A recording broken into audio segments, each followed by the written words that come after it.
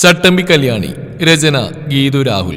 അവതരണം ഷാഹുൽ മലയിൽ. Editing Faisal C M Nooncheri. പുറത്തെ ശബ്ദം കേട്ടാണ് ആയുഷ് ഫയലിൽ നിന്ന് മുഖമുയർത്തി നോക്കിയത്. തന്റെ മുന്നിലായി SI ആയുഷ് എന്ന നെയിം ബോർഡിനടുത്തുള്ള ബെല്ലിൽ കൈയമർത്തിയതും കോൺസ്റ്റബിൾ രാജീവൻ അകത്തേക്ക് വന്നു. എന്താ സാർ, എന്താണോ പുറത്ത് ഇത്രയും ശബ്ദം? ഇത് പോലീസ് സ്റ്റേഷനോ അതോ ചന്തയോ? അത് സാർ, രാവിലെ തന്നെ ഒരു കേസും കൊണ്ട് വന്നിട്ടുണ്ട്. ആ ചട്ടമ്പി കല്യാണി. ആരാടോ ഈ ചട്ടമ്പി കല്യാണി? എവിടെ ജോയിൻ ചെയ്താന്ന് പോലും കേൾക്കുന്ന പേരാ. പോലീസ് സ്റ്റേഷൻ എന്താ അവിടെ തന്തയുടെ വകയാണോ? എന്റെ പൊന്ന് സാറേ, അവളെ കുറിച്ച് പറയാതിരിക്കുന്ന നല്ലത്. പേരിൽ മാത്രം അവളൊരു പെണ്ണായിട്ടുള്ളത്. ഇവിടെയുള്ള എല്ലാവർക്കും അവളെ പേടിയാ. അരയിൽ എന്നൊരു കത്തി ഉണ്ടാവും, നമ്മുടെ മുള്ളൻകുള്ളി വേലായുധനെ പോലെ. സാറിന് മുന്നേ ഉണ്ടായിരുന്ന അശോകൻ സാർ അവളൊരു കേസിൽ അറസ്റ്റ് ചെയ്തിരുന്നു. ചോദ്യം ചെയ്യുന്നതിൻ്റെ ഇടയിൽ കത്തി ഒരു പള്ളക്കേറ്റി അങ്ങേരുടെ ഫോണും കൊണ്ടുപോയി. കള്ളിയാ സാറേ, ജയിലായിരുന്നു. അവളെ പേടിച്ച് അശോകൻ സാറ് പരാതിയില്ലെന്ന് എഴുതി കൊടുത്തു. ഇപ്പൊ അശോകൻ സാറിനെ കാണുമെന്ന് പറഞ്ഞു വന്നുള്ള ബഹളാ. അത്രയും കഷ്ടപ്പെട്ട അശോകൻ സാർ അവിടെ കയ്യിൽ നിന്ന് രക്ഷപ്പെട്ടത്. ഇനി കണ്ടാ കുത്തിമറത്തൊന്ന് പറഞ്ഞിട്ടാ പോയത്. തനിക്കൊക്കെ നാണില്ലേടോ? ഒരു പോലീസുകാരനായിട്ട് പോലും അവളെ പോലെ ഒരു പീക്കിരി പെണ്ണിനെ പേടിക്കാൻ. അത് സാറിന് കല്യാണി അറിയാഞ്ഞിട്ടാ. കൊല്ലങ്ങൾക്ക് മുന്നേ അവിടുത്തെ SI ആയിരുന്നു സതീശൻ സാറ്. അയാളെ രാത്രി പതുങ്ങിയിരുന്ന് തലക്കടിച്ച് കൊല്ലുമ്പോൾ അവൾക്ക് പ്രായം 14 പ്രായവും സാഹചര്യവും പരിഗണിച്ച് വലിയ ശിക്ഷയൊന്നും കിട്ടിയില്ല. എന്നാ പിന്നെ താൻ പറയുന്ന കല്യാണി എനിക്കൊന്ന് കാണല്ലോ. അവളിതുവരെ ശരിക്കുള്ള പോലീസുകാരെ കണ്ടിട്ടില്ല. ആയുഷ് പുച്ഛത്തോടെ നിന്ന് ചിരിച്ച്. താനേതായാലും വാ, ഞാനിതുവരെ ഈ നാടൊന്നും കണ്ടിട്ടില്ല. ഒന്ന് ചുറ്റി കണ്ടിട്ട് വരാം. കൂട്ടത്തിൽ അവളെയൊന്ന് കാണാം, ചട്ടമ്പി കല്യാണിയെ. സർ, അത് ആയുഷ് ഒന്നുകൂടെ എടുത്തു ചോദിച്ചതും രാജീവൻ അയാൾക്കൊപ്പം ഇറങ്ങി. അവളിപ്പോ എവിടെ ഉണ്ടാവുക? ഡ്രൈവ് ചെയ്യുന്ന രാജീവിനോടായി ആയുഷ് ചോദിച്ചു. അവൾക്ക് അങ്ങനെ പ്രത്യേകിച്ച് ഒരു സ്ഥലമൊന്നുമില്ല സാർ. അവൾ എവിടെയാണ് താമസിക്കുന്നത് പോലും ആർക്കും അറിയില്ല. അവൾക്ക് മറ്റു ബന്ധുക്കളൊന്നുമില്ലേ? ആകെ ഉണ്ടായിരുന്നത് ഒരമ്മ മാത്രമായിരുന്നു. ഇവളെ പേടിച്ച ആ സ്ത്രീ നാടുവിട്ടാ സാറേ. ഇപ്പൊ എവിടെയാണെന്ന് ആർക്കും അറിയില്ല. ആയുഷ് ഒന്ന് അമർത്തി മൂളി. രാത്രി അമ്മയുടെ മടിയിൽ തലവെച്ച് കിടന്ന് ഇന്നത്തെ വിശേഷങ്ങൾ പറയുകയാണ് ആയുഷ്. അമ്മയെയും അതിശയിപ്പിച്ച അവളായിരുന്നു ചട്ടമ്പി കല്യാണി. ആയുഷിന് സ്വന്തം എന്ന് പറയാൻ ആകെയുള്ളത് അമ്മ സുഭദ്ര മാത്രമാണ്. രാവിലെ വിറകീറുന്ന ശബ്ദം കേട്ടാണ് ആയുഷ് ഉറക്കമുണർന്നത്. അവന് ഉമ്മറത്തിരുന്നൊരു കയ്യിൽ ചായയും മറുകയിൽ പത്രവും പിടിച്ചിരുന്നു. അവന് നോട്ടം പാളി തൊടിയിലേക്ക് പോയി. അവിടെ ആഞ്ഞു വിറക് വെട്ടുന്ന ഒരു സ്ത്രീയാണ്. അവനൊന്ന് സൂക്ഷിച്ച് നോക്കി. പുറകു തിരിഞ്ഞാണ് നിൽക്കുന്നത്. ഒറ്റ നോട്ടത്തിൽ കന്മതത്തിലെ മഞ്ജുവാരെ പോലെ തോന്നി. പെട്ടെന്നാണ് അവളൊന്ന് തിരിഞ്ഞത്. മുടി അലങ്കോലമായി കിടക്കുന്നുവെങ്കിലും ആരെയും ആകർഷിക്കുന്ന സൗന്ദര്യം. ഒരു നിമിഷം നോക്കി നിന്നെങ്കിലും അവളുടെ കത്തുന്ന നോട്ടം കണ്ടതും അവൻ കണ്ണുകൾ പിൻവലിച്ച് പത്രത്തിലേക്ക് നോക്കി. അവൻ പതിവ് പോലെ ഫ്രഷായി പോകുമ്പോഴും അവളുടെ നോട്ടം അവനിൽ രൂക്ഷമായി പതിച്ചിരുന്നു. വിറകൊക്കെ വെട്ടിക്കഴിഞ്ഞതും അവൾ പിന്നാമ്പുറത്തേക്ക് പോയി അടുക്കി വെക്കാൻ തുടങ്ങി. അതെ, മോള് വല്ലതും കഴിച്ചായിരുന്നോ? പുറകിൽ നിന്ന് ശബ്ദം കേട്ടത് അവളൊന്ന് തിരിഞ്ഞു നോക്കി. പുറകിൽ ഇന്നലെ ടൗണിൽ വെച്ച് കണ്ട സ്ത്രീയാണ്. എന്താ മോളുടെ പേര്? ആർച്ച. ഒട്ടും താല്പര്യമില്ലാത്ത പോലെ അവൾ മറുപടി കൊടുത്തു. എൻ്റെ പേര് സുഭദ്ര. ഇവിടെ പുതുതായിട്ട് SI ആയിട്ട് ചാർജ് എടുത്ത് എൻ്റെ മകനാ ആയുഷ്. സുഭദ്ര വാതോരാതെ എന്തൊക്കെയോ പറയുന്നുണ്ടെങ്കിലും അവളൊന്നും തന്നെ മറുപടി കൊടുക്കുന്നില്ല. അയ്യോ, എൻ്റെ കറി! പെട്ടെന്ന് ഓർമ്മ വന്ന പോലെ തലയിൽ കൈവച്ച സുഭദ്ര അടുക്കളയിലേക്ക് ഓടി. കയ്യിലിരുന്ന വിറകിൽ പിടി ഒന്നുകൂടെ മുറുക്കി അവൾ തിരിഞ്ഞു നോക്കി. സുഭദ്ര പതിയെ ഓടി അടുക്കളയിലേക്ക് കയറി. അവൾ അടുക്കള വാതിലേക്ക് തന്നെ നോക്കി നിന്നു. മനസ്സിൽ വല്ലാത്ത അവസ്ഥയായപ്പോൾ വീട്ടിലേക്ക് വന്നാണ് ആയുഷ്. അവൻ്റെ ഉള്ളിൽ കല്യാണി എങ്ങനെ കണ്ടുപിടിക്കുന്ന സംശയമായിരുന്നു. ആയുഷ് റൂമിൽ നിന്ന് അമ്മയെ നോക്കിയിട്ട് കാണാതെ അടുക്കളയിലേക്ക് കയറി. അവിടെ കണ്ട കാഴ്ച, നിലത്ത് തളം കെട്ടി കിടക്കുന്ന ചോര, അരികിലായി വിറകും പിടിച്ചവൾ. അവൻ ഓടി വന്ന് ആർച്ചയുടെ ഇരുകവളിലും മാറി മാറി അടിച്ചു. കഴുത്തിൽ കുത്തിപ്പിടിച്ച് ഭിത്തിയോട് ചേർത്തു. പിന്നെ എന്തോ ആലോചിച്ച് അവൾ വിട്ടകന്ന് സുഭദ്രയെയും എടുത്ത് കാറിന്റെ അടുത്തേക്ക് ഓടി. അതേസമയം തന്നെ സ്റ്റേഷനിൽ വിളിച്ച് പറയാനോ മറന്നില്ല. ഞാൻ തെന്നി വീണേന് നീ എന്ത് ധൈര്യത്തിലാടാ ആ കൊച്ചിനെ തല്ലിയേ? സുഭദ്രയ്ക്ക് ബോധം വന്നപ്പോഴാണ് ആയുഷ് കാര്യങ്ങളൊക്കെ അറിയുന്നത്. പിന്നെ അമ്മ അവിടെ ബോധം കെട്ടി കിടക്കുന്നു. അടുത്തായിട്ട് വിറകും പിടിച്ച അവളും. തളം കെട്ടി കിടക്കുന്ന ബ്ലഡ് കൂടി കണ്ടപ്പോ വീഴുന്ന ശബ്ദം കേട്ട് ഓടി വന്നായിരിക്കും ആ പാവം. രാവിലെ അവളെ കണ്ട മുതൽ മനസ്സിൽ വല്ലാത്തൊരു സംശയമായിരുന്നു. കല്യാണി, അവളെ സൂക്ഷിക്കണം. അവളാണോ കല്യാണി എന്ന സംശയം എനിക്ക് തോന്നിയിരുന്നു. ഇന്ന് നോക്കുമ്പോൾ കാണുന്ന ഇതും. അത് പോലീസ് ബുദ്ധിയിൽ എല്ലാവരെയും കാണുന്നോണ്ടാ. അവളുടെ പേര് ആർച്ചാന്ന്. അവളാണ് കല്യാണിക്ക്. അവളെ തല്ലിയ നിമിഷം തന്നെ നിനക്കുള്ള കിട്ടിയേനെ. അതൊരു പാവം പിടിച്ച കുട്ടിയാ. രാവിലെ ഞാൻ കുറച്ച് പൈസ കൊടുത്തിട്ട് കൂടി വാങ്ങിയില്ല. പണിയെടുത്തതിന് കൂലി മതിയെന്ന്. ആ കുട്ടിയാ നീ. ആയുഷിന് വല്ലാത്ത കുറ്റബോധം തോന്നി. 3 ദിവസത്തിന് ശേഷമാണ് ഡിസ്ചാർജ് ആയത്. സുഭദ്രയ്ക്ക് തലക്ക് 5 സ്റ്റിച്ചുണ്ട്, കൂടാതെ കാലിലും പൊട്ടലുണ്ട്. 3 മാസം ബെഡ് റെസ്റ്റ് പറഞ്ഞിട്ടുണ്ട്. വീട്ടിലെത്തിയെങ്കിലും എപ്പോഴും ഓടിച്ചാടി നടക്കുന്ന സുഭദ്രയ്ക്ക് വല്ലാതെ വീർപ്പുമുട്ടൽ അനുഭവപ്പെടാൻ തുടങ്ങി. ഇവിടെ ആരുമില്ലേ? പുറത്തുനിന്ന് ശബ്ദം കേട്ടാണ് ആയുഷ് പുറത്തേക്ക് ഇറങ്ങുന്നത്. ആർച്ചയാണ്. അവളെ കണ്ടപ്പോൾ അവനാകെ വല്ലാതെയായി. തന്നെ ഞാനൊന്ന് കാണാനിരിക്കുകയായിരുന്നു. അന്ന് എനിക്കൊരു അബദ്ധം പറ്റിയതാ. പെട്ടെന്ന് തന്നെ കിന്നാരം കേൾക്കാൻ വന്നല്ല ഞാൻ. അന്ന് മുഴുവൻ വിറക് അടക്കിയിട്ടാണ് ഞാൻ തിരിച്ചു പോയത്. അന്നത്തെ കൂലി വാങ്ങി താനെന്ന് തന്ന് തിരിച്ചു തന്നിട്ട് പോവാന്ന് കരുതി. എന്തായാലും ക്ഷമ ചോദിച്ചുകൊണ്ട് ഈ ഒരു വട്ടത്തേക്ക് ഞാൻ ക്ഷമിച്ചിരിക്കുന്നു. കൂലിതാ, ഞാൻ പോട്ടെ. ആയുഷ് ഇത് എന്ത് സാധനം മട്ടിൽ അവളെ നോക്കി. അവനകത്ത് പോയി കുറച്ച് കാശ് എടുത്തിട്ട് വന്നു. അത് അവൾക്ക് നൽകി. തന്റെ കൂലി മാത്രം എടുത്ത് ബാക്കി പൈസ അവന്റെ കയ്യിൽ തന്നെ വെച്ചു കൊടുത്തു. പിന്നെ താൻ എന്തൊക്കെ പണികളാ ചെയ്യുന്നത്? പുറകിൽ നിന്ന് ആയുഷ് ചോദിച്ചും ആർച്ച തിരിഞ്ഞു നോക്കി.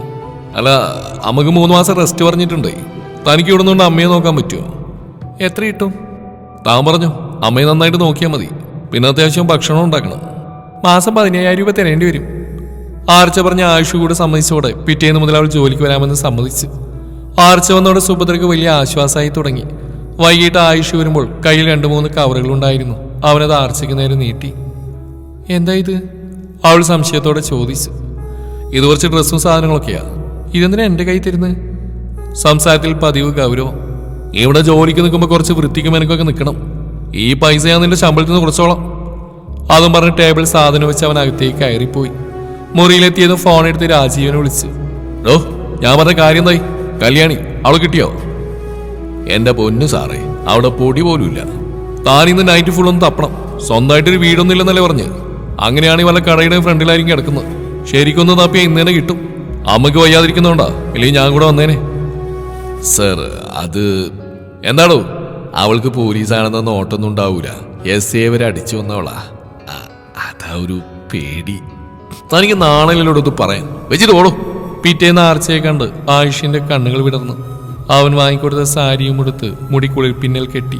ഇത് കണ്ടതും സുഭദ്ര നിർബന്ധിച്ച് ഒരു മാലയും കമ്മലും നെറ്റിയിലൊരു പൊട്ടും കണ്ണിൽ ചെറുതായി കൺമഷി കൂടി എഴുതിപ്പിച്ചു. ആകെ കൂടി ഒരു തനി നാടൻ സുന്ദരി. ആർച്ച, അമ്മയെ നോക്കിക്കൊള്ളണം. പിന്നെ എന്തെങ്കിലും ആവശ്യമുണ്ടെങ്കിൽ വിളിക്കണം. എല്ലാത്തിനും അവൾ മുകളിൽ മറുപടി ഒതുക്കി. ഇതിന്റെ വായിൽ നില വലിയൊരു നാക്കുണ്ടായിരുന്നല്ലോ. അവന്റെ പിറുപിറുക്കൽ അവളുടെ ചെവിയിലെത്തിയെങ്കിലും അവൾ മൈൻഡ് ചെയ്തില്ല. മോളുടെ വീട്ടിൽ ആരൊക്കെയുണ്ട്? പതിപോലെ സുഭദ്ര തന്നെയാണ് സംസാരിച്ച്. അവൾ മറുപടി ഒറ്റ വാക്കിൽ ഒതുക്കിയും മൂളി അന്ന് കടന്നുപോയി. ആയുഷ് നേരെ പോയത് ഹോസ്പിറ്റലിലേക്കായിരുന്നു. ബെഡിലായി കയ്യിലും കാലിലും കെട്ടുകളുമായി രാജീവൻ കിടപ്പുണ്ട്. അത് കണ്ടതും ആയുഷിന്റെ മുഖം വലിഞ്ഞു മുറുകി. ഈ ഒരൊറ്റ കാരണം മതി അവളെ പിടിച്ച് ഉള്ളിലിടാൻ. താൻ ഇന്ന് തന്നെ ഒരു കംപ്ലൈന്റ് എഴുതാ. സർ, അത് അയാളുടെ വാക്കുകളിൽ അവളോടുള്ള പേടിയുണ്ടായിരുന്നു. നാണുണ്ടോ തനിക്കൊക്കെ മീശ വെച്ച് നടക്കാൻ? അതല്ല സർ, ഇരുട്ടിലായിരുന്നു ആക്രമണം. അതുകൊണ്ട് ഞാൻ ആളെ കണ്ടില്ല. അപ്പം പിന്നെ അവളുടെ പേര് ഞാൻ എങ്ങനെ കംപ്ലൈന്റ് ചെയ്യും? ആയുഷിന്റെ മുഖത്ത് നോക്കാതെയാണ് അയാൾ അത്രയും പറഞ്ഞത്. അതിൽ നിന്ന് തന്നെ അവൾക്കെതിരെ കംപ്ലൈന്റ് കൊടുക്കാൻ അയാൾ വല്ലാതെ പേടിക്കുന്നുണ്ടെന്ന് അവന് മനസ്സിലായി. അയാളെ കൺവിൻസ് ചെയ്ത് ആയുഷ് തന്നെ കംപ്ലൈന്റ് കൊടുപ്പിച്ചു. ദിവസങ്ങൾ കടന്നുപോയി. പതിയെ ആർച്ച സുഭദ്രയോട് അടുത്തു തുടങ്ങിയിരുന്നു. എന്നാൽ ആയുഷിനോട് അധികം സംസാരങ്ങൾ ഉണ്ടായില്ല. ദിവസങ്ങൾ മാസങ്ങൾക്ക് വഴിവെച്ച് പതിയെ അവൾ ആ വീട്ടിലൊരു അംഗമായി മാറിയിരുന്നു. ഇപ്പോൾ സുഭദ്രയ്ക്കൊപ്പമാണ് ആർച്ച കിടക്കുന്നത്. ഒരു ദിവസം മടിച്ച് തന്റെ മുറിക്ക് പുറത്ത് നിൽക്കുന്ന ആർച്ചയെ കണ്ട് അവൻ സംശയിച്ചു. എന്താ ആർച്ച? അത് എനിക്കൊരു സാധനങ്ങൾ വാങ്ങണം, ടൗണിൽ പോവാൻ. രാവിലെ ഞാൻ പോകുമ്പോൾ കൂടെ പോരും. ടൗണിൽ ഇറക്കി വിടാം. തിരിച്ച് ഓട്ടോക്ക് വന്നാൽ മതി. അല്ല, എനിക്ക് ഇപ്പം പോകണം. ഇപ്പോഴോ? അവൻ ക്ലോക്കിലേക്ക് നോക്കി. രാത്രി 9 മണിയായിരിക്കുന്നു. ഇപ്പൊ പോയിട്ട് നിനക്ക് എന്ത് വാങ്ങാനാ? കവലയിൽ കടയൊക്കെ 8 മണി വരെയല്ലേ ഉള്ളൂ. പിന്നെ അങ്ങ് ടൗണിൽ പോകണം. പിന്നെ അങ്ങ് ടൗണിൽ പോകണമെങ്കിൽ ഈ രാത്രി എങ്ങനെയാ? അമ്മ ഒറ്റക്കല്ലേ? അല്ല, എനിക്ക് അത്യാവശ്യമായിരുന്നു. അവൾ വീണ്ടും പറഞ്ഞു നോക്കിയെങ്കിലും അവൻ സമ്മതിച്ചില്ല. പിന്നെ സമ്മതിച്ചിട്ടും കാര്യമില്ല. ടൗൺ വരെ ഈ സമയം നടന്നെത്തണമെങ്കിൽ കുറഞ്ഞ 11 മണിയെങ്കിലും ആവും. അപ്പോഴേയും കടയൊക്കെ അടച്ചു കാണും. അവളൊന്നും മിണ്ടാതെ പുറത്തേക്ക് പോയി. രാത്രി സുഭദ്രയോട് ഗുഡ് നൈറ്റ് പറയാനായി മുറിയിലേക്ക് പോയതാണ് ആയുഷ്. പതിവില്ലാതെ അവൾ നിലത്താണ് കിടക്കുന്നത്. അവൻ കാര്യം തിരിക്കെങ്കിലും അവളൊന്നും പറഞ്ഞില്ല. അവൻ എത്ര നിർബന്ധിച്ചിട്ടും അവൾ കട്ടിൽ കിടന്നില്ല. അവൻ മുറിയിൽ പോയി കാറിന്റെ കീ എടുത്ത് പുറത്തേക്ക് പോയി തിരികെ വരുമ്പോൾ കയ്യിലൊരു കവറുണ്ടായിരുന്നു. അവൻ വന്നപ്പോഴേക്കും സുഭദ്ര ഉറങ്ങിപ്പോയിരുന്നു. അവൻ പയ്യെ വന്ന് ആർച്ചി വിളിച്ച് എഴുന്നേൽപ്പിച്ച് കയ്യിൽ പൊതിയും കൊടുത്ത് തിരിച്ചു കിടന്നു. അവളത് തുറന്നു നോക്കി. സ്റ്റേ ഫ്രീ ആണ്. കണ്ടപ്പോൾ അറിയാതെ കണ്ണു നിറഞ്ഞുപോയി. ബാത്റൂമിൽ പോയി ഫ്രഷായി വീണ്ടും അവൻ്റെ മുറിക്കടുത്തേക്ക് പോയി നിന്നു. താൻ ഇതുവരെ കിടന്നില്ലേ? ഇല്ല. എന്തേ? താങ്ക്സ്. അവനൊന്ന് ചിരിച്ചു. തനിക്ക് നേരത്തെ വന്നപ്പോഴേ പറഞ്ഞ പോരായിരുന്നു. പിന്നെ ഇതൊക്കെ എല്ലാവർക്കും ഉള്ളത് തന്നെയല്ലേ? അമ്മയ്ക്ക് ഞാനായിരുന്നു വാങ്ങിക്കൊടുത്തിരുന്നു. അതുകൊണ്ട് എന്തെങ്കിലും ഉണ്ടെങ്കിൽ പറയാൻ മടിക്കണ്ട. അവളൊന്ന് ചിരിച്ചു. പിന്നെ ഈ സമയത്ത് നിലത്തിടക്കാൻ നിൽക്കണ്ട. അവിടെ കിടക്കാൻ ബുദ്ധിമുട്ടുണ്ടെങ്കിൽ ഇവിടെ കിടന്നോ. അല്ല, ഈ പീരിയഡ്സ് ടൈം അമ്മയ്ക്ക് ഒറ്റയ്ക്ക് കിടക്കുന്ന ഇഷ്ടം. അങ്ങനെ വല്ലതും ഉണ്ടെങ്കിൽ ഇവിടെ കിടന്നോ. ഞാൻ ഹാളിൽ സോഫയിൽ കിടന്നോളാം. ഏയ് വേണ്ട, ഞാൻ അവിടെ തന്നെ കിടന്നോളാം. എന്നോക്കെ. Good night. Good night. ദിവസങ്ങൾ വീണ്ടും കൊഴിഞ്ഞുപോയി. രാജീവൻ ഹോസ്പിറ്റലായതോടെ അവൾ അന്വേഷിക്കാനുള്ള ചുമതല മറ്റൊരു കോൺസ്റ്റബിളിന് കിട്ടി. എന്നാൽ അയാൾക്ക് നേരെ രാത്രി അറ്റാക്ക് ഉണ്ടായി. അതുകൊണ്ട് ബാക്കിയുള്ള പോലീസുകാരും പേടിച്ചു തുടങ്ങി. എന്നാൽ ആയിഷ അവൾ അന്വേഷിക്കുന്നത് നിർത്തിയില്ല. ഒരു ദിവസം അതീവ ദേഷ്യത്തിലാണ് ആയിഷ കയറി വന്ന്. കല്യാണി അവനൊരു തലവേദനയായി മാറിയിരുന്നു. പോലീസുകാർക്ക് വലിയ സുരക്ഷ തന്നെ ആയിഷ ഒരുക്കിയിരുന്നുകൊണ്ട് ഈ തവണ ഒരു പോലീസുകാരന്റെ വീട് നേരെ കല്ലെറിയുകയാണ് ഉണ്ടായത്. എല്ലാ ദിവസവും അവളുടെ മേലെയുള്ള പരാതികൾ. ചായ. ആർച്ച അവനുള്ള ചായയും കൊണ്ടുവന്ന് ടേബിളിന്റെ മുകളിൽ വെച്ച് അത് അവളുടെ കൈ തട്ടി കല്യാണിയുടെ ഫയലിലേക്ക് വീണതും ആയിഷ അതീവ ദേഷ്യത്തോടെ അവളുടെ മുഖത്തേക്ക് ആഞ്ഞടിച്ചു. പെട്ടെന്ന് അവളുടെ കണ്ണുകൾ നിറഞ്ഞു. ആദ്യമായി നീർത്തിളക്കം കണ്ടുകൊണ്ടാണോ എന്തോ അവന് വല്ലായ്മ തോന്നി. അവളൊന്നും മിണ്ടാതെ മുറിവിട്ട് ഇറങ്ങിപ്പോയി. ആയിഷ പതിയെ സുഭദ്രയുടെ മുറിയിൽ പോയി നോക്കി. സുഭദ്രയ്ക്കൊപ്പം കട്ടിൽ കിടപ്പുണ്ട്. അവൻ ഒച്ചയുണ്ടാക്കാതെ അവൾക്കടുത്ത് പോയി മുട്ടുകുത്തിയിരുന്നു. പതിയെ കവിളിൽ കൈവിരൽ കൊണ്ട് തലോടി. തന്റെ കൈ കൊണ്ട് ചുവന്ന് കിടപ്പുണ്ട്. അവൾ ഒച്ച വെക്കാൻ നോക്കിയതും അവൻ വായ പൊത്തിപ്പിടിച്ചു. അവൻ ഇടങ്ങണിയുടെ സുഭദ്രയെ നോക്കി. നല്ല ഉറക്കമാണ്. അവൻ ശബ്ദമുണ്ടാക്കാതെ അവളെയും കൊണ്ട് പുറത്തേക്ക് ഇറങ്ങി. അവളെ ഭിത്തിയോട് ചേർത്ത് നിർത്തി. ഒച്ച വെക്കാതിരിക്കാൻ വെച്ച കൈ എടുത്തു മാറ്റി. സോറി, ഞാൻ അന്നേരം ഒരുപാട് വേദനിച്ചോ നിനക്ക്? അവളുടെ മുഖം കൈക്കുമ്പിളിൽ കോരിയെടുത്തുകൊണ്ടാണ് അവനത് ചോദിച്ചത്. അവൾ ഞെട്ടി അവനെ തന്നെ നോക്കി നിൽക്കുകയാണ്. കണ്ണുകൾ പിടയ്ക്കുന്നുണ്ട്. ഇരുട്ടിലും കണ്ണുകൾ തിളങ്ങുന്നുണ്ട്. അത്രമേൽ അടുത്തവൾ. അവന്റെ കൈ കവിളിൽ നിന്ന് ദിശ മാറി ചുണ്ടിലൊന്ന് തൊട്ടതും അവളൊന്ന് ഏങ്ങിപ്പോയി. ഒരു നിമിഷം അവന്റെ സകല നിയന്ത്രണവും നഷ്ടപ്പെട്ടു പോയതുപോലെ അവന് തോന്നി. അവളുടെ ചുണ്ടിലേക്ക് അവൻ പതിയെ ഒന്ന് മുത്തി കടിച്ചെടുത്ത് നുകർന്നതും അവൾ ഞെട്ടലോടെ അവനെ തള്ളി മാറ്റി. കൈ ഉയർത്തി അവന്റെ കവിളിൽ ആഞ്ഞടിച്ചു. അവളുടെ അടിയിലാണ് അവൻ സ്വഭാവത്തിലേക്ക് വന്ന്. അവനെ തള്ളി മാറ്റി അവൾ മുറിയിലേക്ക് ഓടി. അവൻ ഭിത്തിയിലേക്ക് ആഞ്ഞു കുത്തി. ഛേ, ആ സമയം അറിയാതെ ചെയ്തു പോയതാ. അവനാകെ ഒരു വല്ലായ്മ തോന്നി. രാവിലെ മുതൽ അവൾ തന്റെ മുഖത്തേക്ക് പോലും നോക്കുന്നില്ല. അന്നെന്തോ എവിടെയും പോകാൻ അവന് തോന്നിയില്ല. അതുകൊണ്ട് ലീവ് എടുത്തു. അവളോട് സംസാരിക്കാൻ ഒരുപാട് ശ്രമിച്ചെങ്കിലും അവൾ ഒഴിഞ്ഞു മാറി നടന്നു. അവന് വല്ലാത്ത അസ്വസ്ഥത തോന്നി. രാത്രി അവൾ സ്റ്റോർ റൂമിലേക്ക് കയറി പോകുന്ന കണ്ടതും അവൻ പുറകെ കയറി. എന്തോ സാധനം എടുക്കാൻ പോയതാണ്. അവൻ പുറകിൽ വന്ന് നിൽക്കുന്നൊന്നും അവൾ അറിഞ്ഞില്ല. അന്വേഷിച്ച് വന്ന സാധനം എടുത്ത് തിരിയുമ്പോഴാണ് അവളുടെ കണ്ണുകൾ ഒരു ഫോട്ടോ ഫ്രെയിമിൽ പതിഞ്ഞത്. അവളത് കയ്യിലെടുത്തു. അവളത് നോക്കി നിൽക്കുന്ന കണ്ടതും അവൻ ഓടി വന്നത് കയ്യിലാക്കി. അവനും അച്ഛനും അമ്മയുള്ള ഫോട്ടോയാണ്. വളരെ ചെറുപ്പത്തിലുള്ള ഫോട്ടോ ആയതുകൊണ്ട് തന്നെ ആയിഷ അതിൽ ഡ്രസ് ഇടാതെയാണ് നിൽക്കുന്നത്. അവനൊരു ചമ്മിയെ ചിരിയിരിച്ച്. അപ്പോഴേക്ക് അവൾ ദേഷ്യം പിടിച്ച് ഇറങ്ങിപ്പോവാൻ തുടങ്ങിയതും സോറി പറഞ്ഞില്ലേ, പറ്റിപ്പോയി, സോറി. അവൻ പറയുന്നതിനൊന്നും അവൾ മറുപടി പറഞ്ഞില്ല. അവളുടെ മൗനം അവനെ അത്രമേൽ വേദനിപ്പിച്ച് തുടങ്ങിയിരുന്നു. അവളൊന്നും മിണ്ടാതെ പോവാൻ തുടങ്ങിയതും അവൻ വീണ്ടും അവളുടെ കയ്യിൽ കയറി പിടിച്ചതും വീണ്ടും അവന്റെ മുഖത്ത് കൈ പതിഞ്ഞിരുന്നു. എന്റെ ദേഹത്തോടെ എന്ത് അധികാരമാണ് തനിക്കുള്ളു? മേലാൽ ഇതുപോലെ എന്റെ വിരലില്ലെങ്കിലും തന്നെ കൈ പതിഞ്ഞാ താക്കി. ഇതുപോലെ അത്രയും പറഞ്ഞ് അവൻ ഞെട്ടിപ്പോയിരുന്നു. തെറ്റ് തന്റെ ഭാഗത്താണെന്ന തോന്നലിൽ അവനൊന്നും പ്രതികരിച്ചില്ല. കണ്ണുകൾ ചെറുതായി ഒന്ന് കലങ്ങി. തനിക്കുള്ള പോലെ അവൾക്കും തന്നോടൊരു ഇഷ്ടമുണ്ടെന്നാണ് അവൻ കരുതിയിരുന്നത്. ഇനി അവൾക്ക് മുമ്പിൽ പോയി ശല്യാവില്ലെന്ന് അവൻ ഉറപ്പിച്ചു. രാവിലെ ഫോൺ അടിക്കുന്ന ശബ്ദം കേട്ടാണ് ആയുഷ് കണ്ണുകൾ തുറന്ന്. രാജീവനാണ്. സർ, കല്യാണിയെ കിട്ടിയിട്ടുണ്ട്. പിന്നെ ഒന്നും ആലോചിക്കാതെ വേഗം ഫ്രഷായി ഉമ്മർത്തൊന്ന് അകത്തേക്ക് നോക്കി. ഇനി ആർച്ചയ്ക്ക് മുമ്പിൽ പോയി നിൽക്കാൻ വയ്യ. അതുകൊണ്ട് പുറത്തുനിന്ന് തന്നെ സുഭദ്രയോട് പോവാണെന്ന് വിളിച്ചു പറഞ്ഞു. രാജീവ, എവിടെ അവള്? ലോക്കപ്പിലുണ്ട് സാർ. അവൻ ലോക്കപ്പിൽ ക്ഷമിച്ച് നടന്നു. മുട്ടിൽ മുഖം ഒളിപ്പിച്ചിരിക്കുന്ന ഒരു പെണ്ണ്. ഒരുപാട് തടിയും വണ്ണമുള്ള ഒരു വലിയ സ്ത്രീയാണ് അവൻ പ്രതീക്ഷിച്ചത്. അവന്റെ പ്രതീക്ഷകൾ കൊട്ടും തന്നെ യോജിക്കാത്തൊരു പെണ്ണ്. കല്യാണി. അവന്റെ വിളി കേട്ടെങ്കിലും അവൾ മുഖമുയർത്തി നോക്കിയില്ല. അവൻ വീണ്ടും വിളിച്ചു, കല്യാണി. ഇത്തവണ അവൻ ഇച്ചിരി ദേഷ്യത്തോടെയാണ് വിളിച്ചത്. അവന്റെ ഉള്ളിൽ ഇതുവരെ അവൾ ചെയ്ത കാര്യങ്ങളൊക്കെ തെളിഞ്ഞു വന്നു. കല്യാണി. വീണ്ടും വിളി ഉച്ചത്തിലായി. എന്നിട്ട് അവൾ തല ഉയർത്തിയില്ല. ഉള്ളു പിടയുന്ന വേദനയോടെയും സംശയത്തോടെയും അവൻ വിളിച്ചു, ആർച്ച. അവൾ മിഴികൾ ഉയർത്തി അവനെ നോക്കി. അവനൊന്നും പറയാൻ പോലും പറ്റുന്നില്ലായിരുന്നു. അത്രമേൽ ഹൃദയം നുറുങ്ങിപ്പോകുന്ന അവൻ അറിഞ്ഞു. ആർച്ച. അവൾക്ക് ഇങ്ങനെയൊരു മുഖമുണ്ടായിരുന്നു. ഇതുവരെ താൻ കണ്ട ഭാവമല്ല അവളുടെ മുഖത്ത്. ഇപ്പോൾ അവൾ പതിയെ എഴുന്നേറ്റ് നിന്നു. എനിക്കറിയില്ല, എന്തിനാണ് ഈ അറസ്റ്റ്? കയ്യിലെ വിലങ്ങ് അവന് നേരെ നീട്ടിക്കൊണ്ട് അവൾ ചോദിച്ചു. ഇരുട്ടിന്റെ മറവിൽ ഉപദ്രവിക്കുന്ന കല്യാണി. അതിനാണ് ഈ അറസ്റ്റെങ്കിൽ 3 മാസമായി ഞാൻ നിങ്ങളുടെ വീട്ടിൽ തന്നെയല്ലേ. ഞാനല്ല ഇത് ചെയ്തെന്ന് ഞാൻ ഈസി ആയിട്ട് തെളിയിക്കും. ശരിയാണോ? 3 മാസമായിട്ട് തൻ്റെ ഒപ്പാ, പിന്നെങ്ങനെ? എന്നാലും മുന്നിൽ കല്യാണിയാണ്, വിട്ടുകളയാൻ കഴിയില്ല. അവനൊന്ന് പുച്ഛത്തോടെ ചിരിച്ചു. എന്നാലും നീ എങ്ങനെ രക്ഷപ്പെടും ആർച്ച? സോറി, കല്യാണി. ആൾമാറാട്ടം അതൊരു ക്രിമിനൽ ഒഫൻസാ. നിന്നെ പിടിച്ച് ഉള്ളിലിടാൻ എനിക്ക് ഇത് മതി. രാജീവൻ, അവിടെ കവറുകൊണ്ടുവാ. അവനതിലെ സാധനങ്ങളൊക്കെ താഴെയായി ഇട്ടു. അതിലവൻ ആഗ്രഹിച്ച് വാങ്ങിക്കൊടുത്ത റെഡ് സാരി കണ്ടതും അവൻ്റെ ഉള്ളൊന്ന് നീറി. ആ കവറിൽ ആകെ ഉണ്ടായിരുന്ന ഒരു ID, ഒരു ആധാർ കാർഡ് മാത്രമായിരുന്നു. അതിലെ പേരിലേക്ക് അവൻ്റെ കണ്ണുകൾ നീണ്ടു. ആർച്ച. ഛേ, എന്ത് പറ്റിയ SI സാറേ? എൻ്റെ പേര് ആർച്ച എന്ന് തന്നെയാ. കല്യാണി അല്ല, ചട്ടമ്പി കല്യാണി. അത് ഈ നാട്ടുകാർ സാറിൻ്റെ അച്ഛനില്ലേ, SI സതീശൻ. അങ്ങനെ ഞാൻ തലക്കടിച്ചു വന്നന്ന് എനിക്കിട്ട പേരാ, അവൾ പുച്ഛത്തോടെ പറഞ്ഞു. രാജീവൻ ഞെട്ടിക്കൊണ്ട് അവൾ നോക്കി. ശേഷം ആയുഷിനെയും. ആയുഷ് കല്യാണി വിടാന്വേഷിച്ചതിൻ്റെ പിന്നിലെ രഹസ്യം ഇപ്പോഴാണ് അയാൾക്ക് മനസ്സിലായത്. ഇന്നലെ നിങ്ങളുടെ ഫാമിലി പിക്ക് കാണുന്നവരെ എനിക്കറിയില്ലായിരുന്നു. സതീഷിൻ്റെ മകനാണ് താനെന്ന്. അപ്പോഴാ കാര്യങ്ങൾ എനിക്ക് കൂടുതൽ മനസ്സിലായത്. അല്ല, അപ്പൊ സാർ ഏത് കേസിലാ എന്നെ അറസ്റ്റ് ചെയ്യാൻ പോകുന്നത്? അവൾ പുച്ഛത്തോടെ ചോദിച്ചു. അവനൊന്നും മിണ്ടിയില്ല. കാരണം അവൾക്കെതിരെ ഒന്നും ചെയ്യാൻ അവന് കഴിയില്ല. അവൾ വിജയ് ഭാഗത്തിൽ താഴെ കിടന്ന് അവളുടെ കവറെടുത്തു. അപ്പോഴാണ് അവനും അവളെ ശ്രദ്ധിക്കുന്നത്. അവളുടെ കീറിയ ഡ്രസ്സിലേക്ക് അവൻ്റെ കണ്ണുകൾ പോയി. അവൻ രാജീവിനെ നോക്കി. അവൻ വാങ്ങിക്കൊടുത്ത റെഡ് കളർ സാരിയും എടുത്ത് അവിടെ ഫയലുകൾ വെക്കുന്ന മുറിക്കടുത്തുള്ള മുറിയിലേക്ക് കയറി. രാവിലെ കവറിൽ കവറും പിടിച്ചിരിക്കുന്ന കണ്ടതും അവിടെയുള്ളവരാണ് സ്റ്റേഷനിൽ വിളിച്ച് പറഞ്ഞ്. രാവിലെ അറസ്റ്റ് ചെയ്തുകൊണ്ടുവന്നപ്പോൾ ഭയങ്കര ബഹളമായിരുന്നു. അങ്ങനെ സംഭവിച്ചതാണ്. അവൾ ആ സാരി എടുത്ത് പുറത്തേക്ക് ഇറങ്ങി. കുറച്ചുനേരം ആലോചിച്ച് നിന്ന ശേഷം, രാജീവൻ വണ്ടി എടുക്ക്. അതും പറഞ്ഞ് ആശു പുറത്തേക്ക് ഇറങ്ങി. ലേഡി പോലീസിനെ കൂട്ടണോ സാറേ? പോകുന്ന കല്യാണി പിടിക്കാനാണെന്ന് ഉറപ്പായപ്പോൾ രാജീവൻ ചോദിച്ചു. വേണ്ട, തവേ വണ്ടി എടുക്ക്. വണ്ടി കുറച്ച് മുന്നിലേക്ക് എത്തിയപ്പോൾ അവൾ നടന്നു പോകുന്ന കണ്ടു. ആയിഷ ജീപ്പിൽ നിന്നിറങ്ങി അവളെ എടുത്ത് തോളിലേക്ക് ഇട്ട് ജീപ്പിന്റെ പുറകിലേക്ക് കയറ്റി. അവൾ അവന്റെ കയ്യിൽ നിന്ന് കുതിരി മാറാൻ ശ്രമിച്ചുകൊണ്ടിരുന്നു. സാറേ, ഇത് പ്രശ്നമാവട്ടോ. താൻ മിണ്ടാ, ഞാൻ പറഞ്ഞ സ്ഥലത്തേക്ക് വണ്ടി വിട്.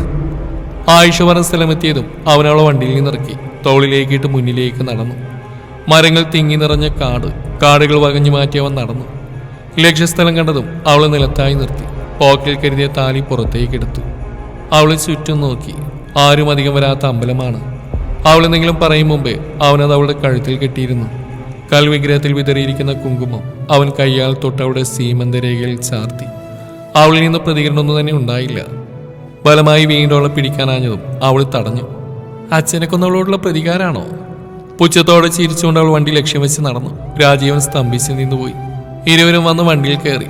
അവർ വീടിന്റെ മുറ്റത്തെത്തിയപ്പോഴേക്കും നിലവിളക്കുമായി സുഭദ്ര. അപ്പൊ ഇവർക്കും കാര്യങ്ങളൊക്കെ അറിയായിരുന്നു അല്ലേ? അവളത് വാങ്ങി അകത്തേക്ക് നടന്നു.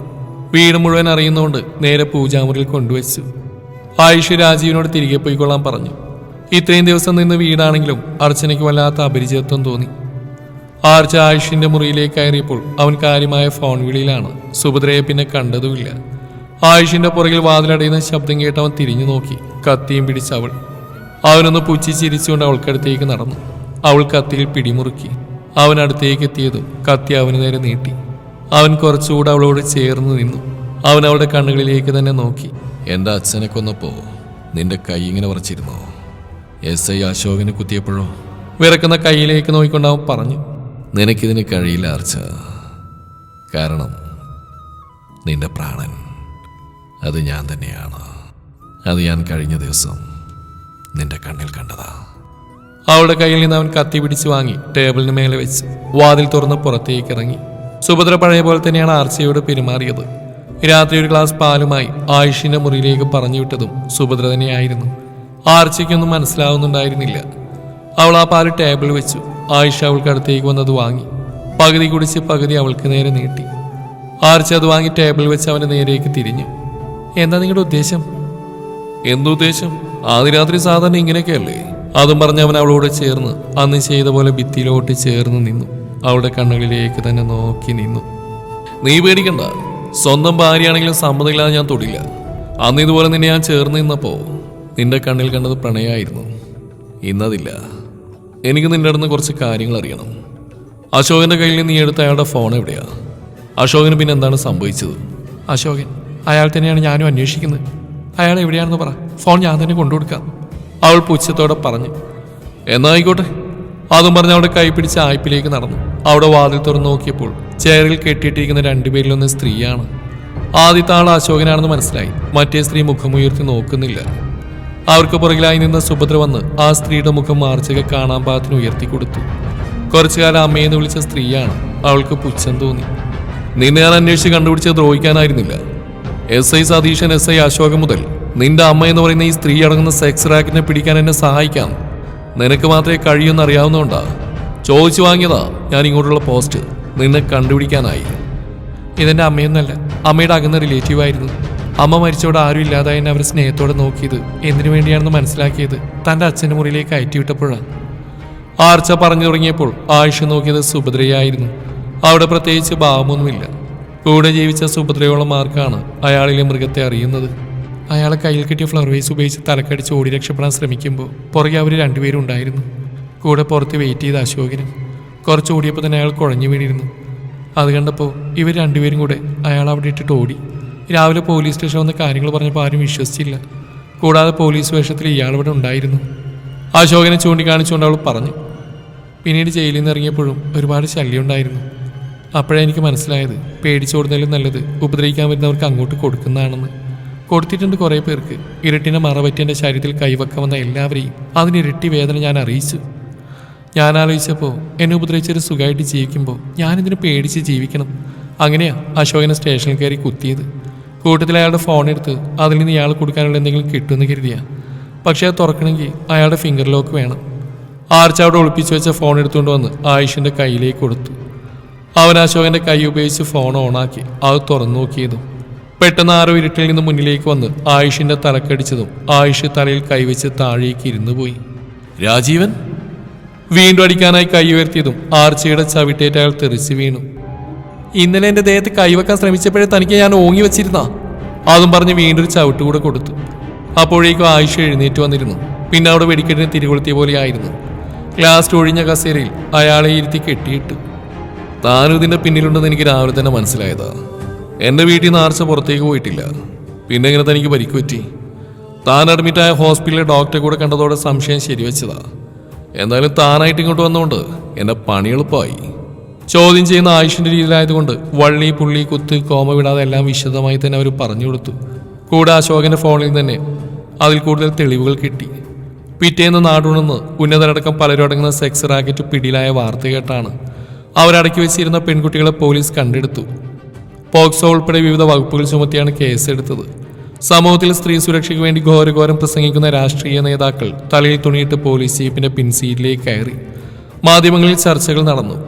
ആഴ്ചകൾ കഴിയെ പുതിയ ന്യൂസുകൾ വന്നു, ചർച്ചകൾ വന്നു. പക്ഷേ വീണ്ടും ആവർത്തനങ്ങൾ. സർ, കവലയിൽ വലിയ അടി. അത് കേട്ടത് ആയിഷ് വേഗം ജീപ്പിൽ കയറി സംഭവസ്ഥലത്തേക്ക് വിട്ടു. ആൾക്കൂട്ടത്തിന് നടക്കുന്ന ഒരാളെ തല്ലുകയാണ് കല്യാണി. അവളെ പിടിച്ചു മാറ്റാനായി ആയിഷ് മുന്നിലേക്ക് നടന്നപ്പോൾ നാട്ടുകാരിലൊരാൾ പറഞ്ഞു, എന്റെ പൊന്നു സാറേ, അവിടെ മേലെ കൈവച്ച പോലീസാണെന്ന് അവൾ നോക്കില്ല, എടുത്ത് പഞ്ഞിക്കിടും. രാവിലെ ആ പയ്യൻ അവിടെ മേലെ കൈവച്ചെന്ന് പറഞ്ഞാൽ ഈ തല്ല്.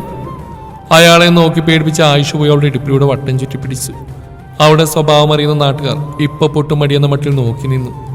ആയിഷ ഒന്ന് നോക്കി പേടിപ്പിച്ചതും അനുസരണയുള്ള കുട്ടിയെ പോലെ അവൾ അവനോട് ചേർന്ന് നിന്നു. ആയിഷ അവളെ വിട്ട് ആ ചെക്കൻ്റെ അടുത്തേക്ക് നടന്നു. സാറേ, ഇവളാ, ഞാനറിയാം എന്റെ കൈ. പറഞ്ഞതിനു മുന്നേ ആയിഷിന്റെ കൈ അവന്റെ കവിളിൽ പതിഞ്ഞു. എന്ത് ധൈര്യം ഉണ്ടായിട്ടാ നീ എന്റെ ഭാര്യയുടെ മേൽ തന്നെ കൈവച്ച്?